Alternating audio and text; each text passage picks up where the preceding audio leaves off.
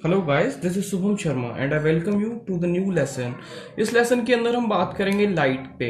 Light के बारे में मैं थोड़ा सा आपको बताऊंगा कि लाइट अगर आप कहीं भी देखते हैं ना, तो आप हमेशा उसके पाथ के बारे में ज़रूर ध्यान रखिए कि लाइट का जो पाथ होता है, पाथ ऑफ लाइट हमेशा एक स्ट्रेट लाइन रहता है,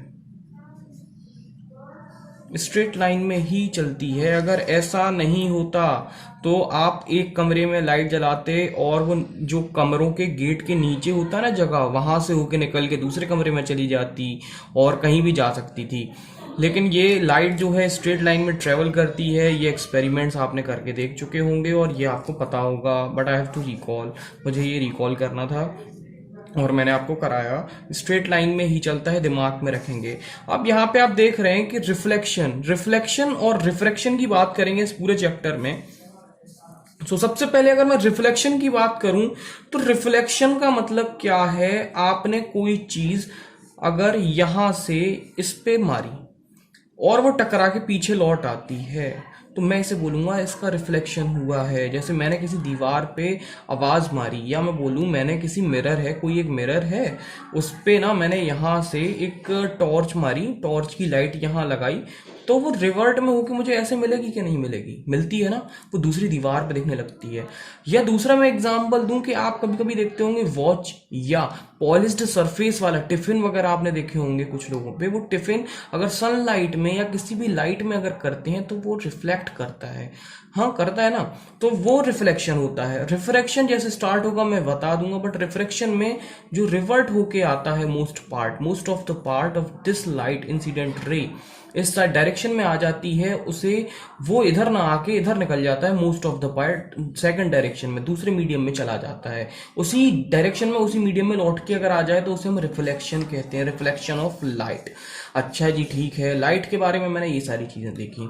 अब देखो, जो यहां से ये टकराई ना, यहां से जो बीम या रे निकल के दीवार पे या वॉल पे या मिरर पे आके टकराई इस बाउंड्री पे, ये क्या है? Polished surface. आपको ये चीज और बता दूं कि रिफ्लेक्शन की इंटेंसिटी उसकी पॉलिश्ड सरफेस पे डिपेंड करती है। जैसे कि अगर आप स्पून लेंगे ना, कर्व्ड स्पून जो होती है, कर्व्ड स्पून कुछ इस तरीके से होती है, वो चमकती है, उसमें कभी कभी हमें चेहरा भी दिख जाता है। रिफ्लेक्शन चमकीली चीजों में जो पॉलिश्ड सरफेस जितनी अच्छी होगी, वहां से हमें रिफ्लेक्शन उतना अच्छा मिल जाता है। ठीक है, अब चलिए मैं यहां आपको थोड़ा सा बता देता हूं। डेफिनेशन देख लेते हैं। रिफ्लेक्शन ऑफ लाइट अगर आपसे कोई पूछता है एग्जाम में, सिंपल आप लिखेंगे a highly polished surface such as mirror. Mirror को भी आप देखते हैं वो कितना पॉलिश्ड होता है। मैंने टिफिन का एग्जांपल दिया, और दूसरा मैं बोलूं कि स्पून कर्व सरफेस होती है, उस पर भी आप देखते हैं वो भी कितनी पॉलिश्ड होती है। अच्छा, कुछ खुरदुरी सतहें जो होती हैं, खुरदुरी जो रफ सरफेसेस होती हैं, अगर वो पॉलिश्ड नहीं है तो वहां से रिफ्लेक्शन भी नहीं मिलता, वो लाइट को वापस भेजती भी नहीं है। तो इसलिए a highly polished surface such as mirror reflects most of the light falling on it. ठीक है, इसका मतलब आप समझ गए होंगे, जो मैं पहले ही बता चुका। अब यहां से जैसे कोई इंसिडेंस रे आके यहां स्ट्राइक करती है इस पॉइंट पे अगर स्ट्राइक करती है तो ये क्या है? पॉलिश्ड सरफेस है कोई। इस पॉलिश सरफेस कह लूं या मिरर कह लूं, यहां पे टकराई, तो टकराने के बाद ये ऐसे रिफ्लेक्ट हो गई, ये देख रहे हैं ना, ये रिफ्लेक्ट हो गई, इस पे रिफ्लेक्शन हो गया, इसका रिफ्लेक्शन हो गया। ठीक है, अब ये आई और आर क्या है? आई और, अच्छा ये क्या है? सबसे बड़ी बात जो ये नॉर्मल है। नॉर्मल का मतलब ये जिस पॉइंट पे आके टकराई इंसिडेंस रे और जहां से ये रिफ्लेक्ट कर गई, उस पॉइंट पे मैंने एक नॉर्मल ड्रॉ कर दिया। सिंपल, मैंने क्या कर दिया? एक नॉर्मल ड्रॉ कर दिया। इस नॉर्मल से इस इंसिडेंस रे के बीच के एंगल को आई कहते हैं। This is incidence angle. और नॉर्मल और रिफ्लेक्टेड रे के बीच का जो एंगल होता है r, that is reflected angle. अब आपको एक चीज बताऊंगा मैं आगे, जब लॉस का, इसका रिफ्लेक्शन ऑफ लाइट का लॉ हम पढ़ेंगे, तो वो कहता है कि रिफ्लेक्टेड एंगल और इंसिडेंस एंगल आपस में बराबर होते हैं, यानी कि एंगल आई एंगल आर के बराबर होता है। मतलब the incidence angle is equal to the reflected angle. Incidence angle आप समझ गए, नॉर्मल के साथ में इंसिडेंस रे जो एंगल फॉर्म करती है वो एंगल इंसिडेंस एंगल होता है, and is equal to the angle form along with reflected ray and the normal। तो ये आपस में आई और आर बराबर होते हैं।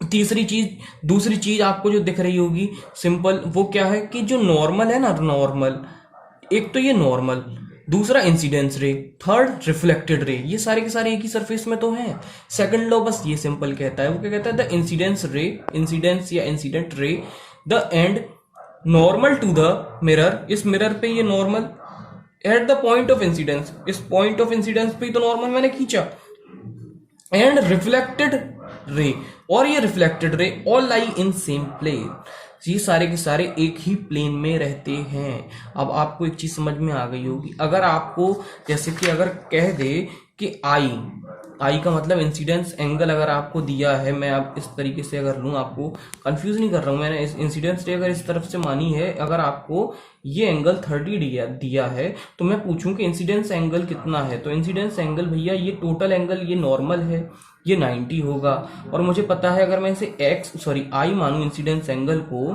तो आई प्लस 30, इसकी वैल्यू कितनी होनी चाहिए, 90, तो आई की वैल्यू कितनी आएगी, 90 माइनस 30, तो एंगल ऑफ इंसिडेंस कितना आ गया, 60 डिग्री।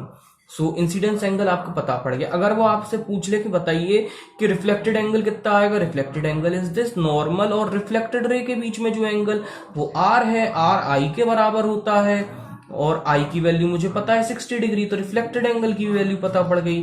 सो बस केवल आज हम इतना ही रखेंगे, नेक्स्ट वीडियो जो पार्ट 2 आपको मिला है आप उससे कंसल्ट करिएगा, और कुछ क्वेश्चंस हम कोशिश करेंगे टाइम टू टाइम आपको प्रोवाइड कराएंगे, कमेंट बॉक्स में हम डाल देंगे, जिन क्वेश्चंस के आंसर आप दीजिएगा, जो नहीं आएंगे आप हमसे पूछ सकते हैं, नीचे आप क्वेश्चंस को देख के उनके आंसर्स अगर नहीं आते हैं देन आस्क, और जो भी आंसर आपको अगर आते हैं तो आप वहां पे आंसर कमेंट में लिखिएगा।